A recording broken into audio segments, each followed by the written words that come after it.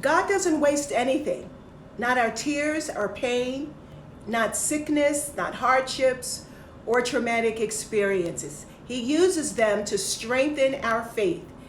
And He wants us to share them with others, share how we survived with others so they know that they can too.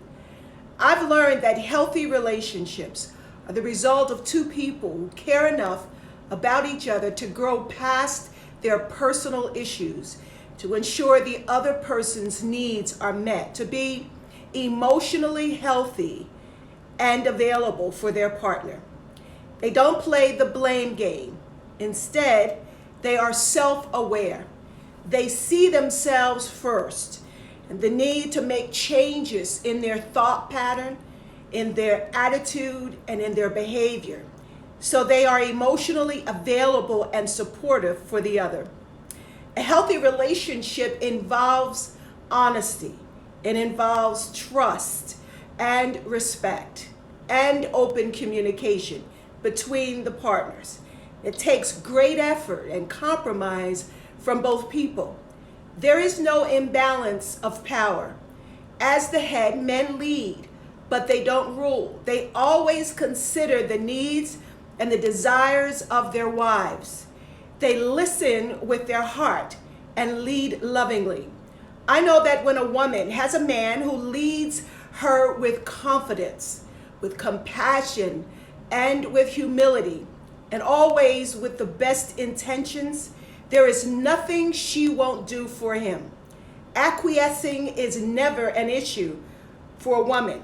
Try it, men, before you say it won't work. Just give it a shot.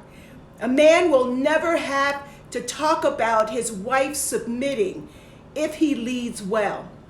And I have to interject here.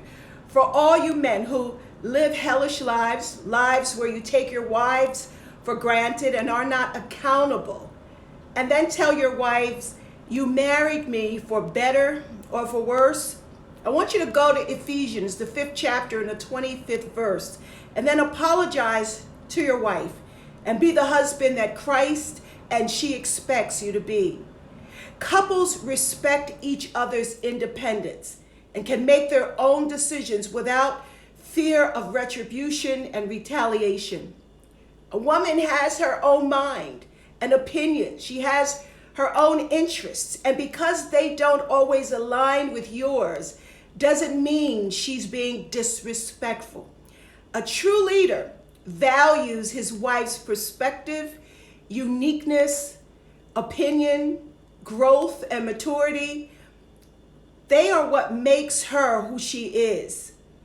You should never try to make her someone else or put a lid on her potential, but rather stand beside her and praise her and her giftedness. Now, on the flip side, unhealthy relationships are rarely discussed because it's such a private matter. But unfortunately, because there's not a conversation about it, unhealthy relationships perpetuate and become the norm. Couples live miserably, die miserably, and often before their time because of the stress and the anxiety they endure year in and year out. Now, I don't believe Christ died for couples to live a miserable life.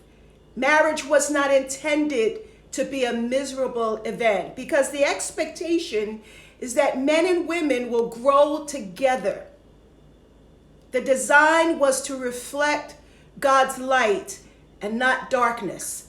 But sadly, blindness to the truth has taken many marriages hostage. Unhealthy relationships become a sore that need healing because control in a marriage is a sore. Competition and jealousy in a marriage is a sore. It's hard to believe, but feelings of intimidation and animosity are sores in marriages. And the reason they are never healed is because fragile egos, low self-esteem, insecurities, and trauma, physical and emotional trauma, enter marriages when people marry. I feel led to say that even religion and tradition are sores that have crept into and corroded marriages. If people in marriage don't take the time and effort to attend to the sores, it will fester. It will continue to bleed and become a chronic wound. Wounds that take a long time to heal need special care. Believers dance and preach over their sores. They sing, we praise God over sores, as if this will make them go away. We even use colloquialisms like, I plead the blood, or I put it under the blood, and yet the sore is still there. In fact, we've gotten so comfortable applying these religious acts to the sore that 20 and 40 years have passed and nothing has changed. Not for you and not for your partner. The sore must be dealt with. Let me know if this conversation resonated with you. Share it with your friends and your family, and follow me, because we will continue this conversation next week. God bless you.